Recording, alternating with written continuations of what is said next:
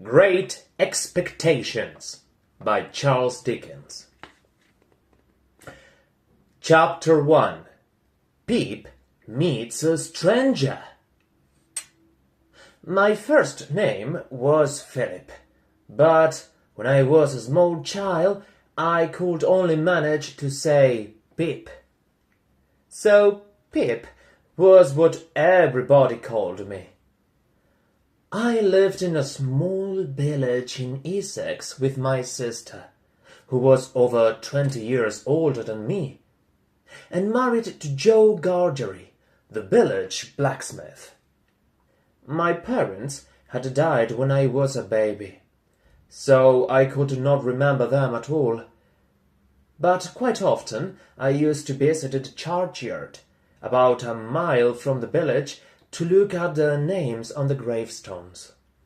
My first memory is of sitting on a gravestone in that churchyard one cold grey December afternoon, looking out at the dark, flat, wild marshes divided by the black line of the River Thames, and listening to the rushing sound of the sea in the distance. "Don't say a word!"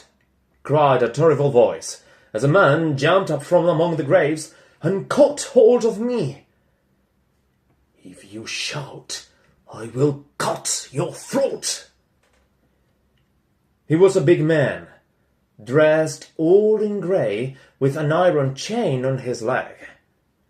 His clothes were wet and torn. He looked exhausted and hungry and very fierce. I had never been so frightened in my whole life.